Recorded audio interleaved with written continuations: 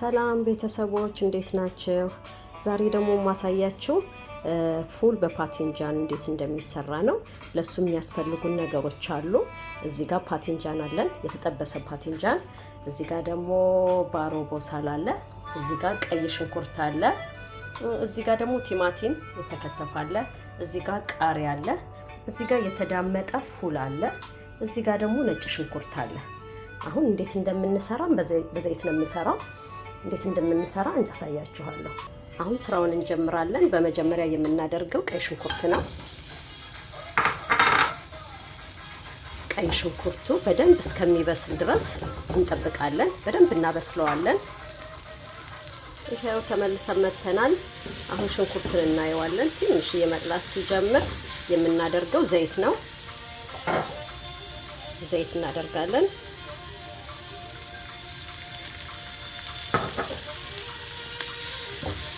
አሁን ዘይቱንና ሽንኩርቱን እናበስለዋለን ማለት ነው በዘይት።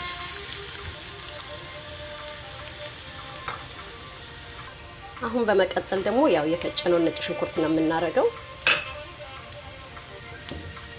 ነጭ ሽንኩርቱን ደግሞ ከሽንኩርቱ ጋር በደንብ እናበስለዋለን፣ እንጠብሰዋለን ማለት ነው። አሁን በመቀጠል የምናደርገው ቲማቲሙን ነው። ቲማቲሙን ደግሞ ከሽንኩርቱ ጋር በደንብ እናበስለዋለን። መጨረሻ ላይ ነው ቅመም የምናደርገው። እንደዚህ አድርገን እናበስለዋለን። ይሄው አሁን ተመልሰን መተናል። አሁን የምናደርገው የምጠቀመው እኔ 7 ቅመም የሚባለውን ብቻ ነው። ከሱ ሌላ አልጠቀሙም ፉላ። እሱን ካደረግን በኋላ ደግሞ ትንሽ ከሽንኩርቱና ከቲማቲሙ ጋር እንጠብሰዋለን።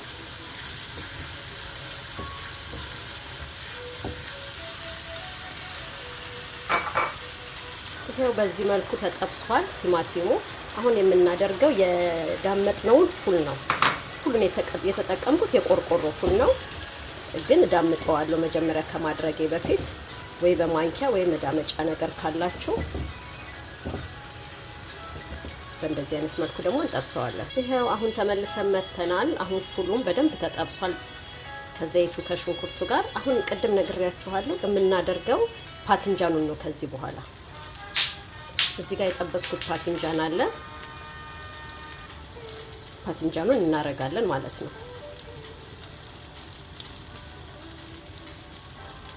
እንደዚህ እያደረግን በመሃል የጠበስነውን ፓቲንጃን እላዩ ላይ እናስቀምጠዋለን።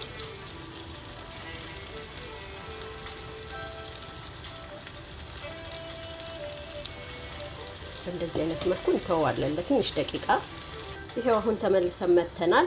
አሁን የምናደርገው መጨረሻ ላይ እዚህ ጋር የከተፍኩት ባሮ ቦሳል ነበረ፣ ሽንኩርት፣ የረጅሙ አረንጓዴው ሽንኩርት እና እዚህ ጋር በደቃቁ የከተፍኩት ቃሪያ ነበረ። እሱን እናረጋለን ማለት ነው። በእንደዚህ አይነት ሁኔታ ፉላችንን ሰርተን ጨረስን። ቆንጆ ነው፣ ሞክሩት፣ በጣም ይጣፍጣል። ልክ ስንጨርስ እዚህ ጋር እኔ ዘይቱን አለኝ፣ በስፕሬ መልክ እጠቀማለሁ።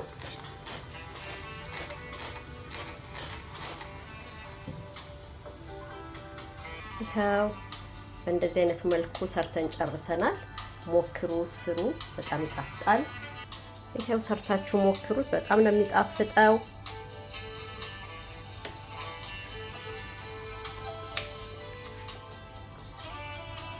ጨዋችንን ግን ስለረሳን መጨረሻ ላይ ነው የሚደረገው።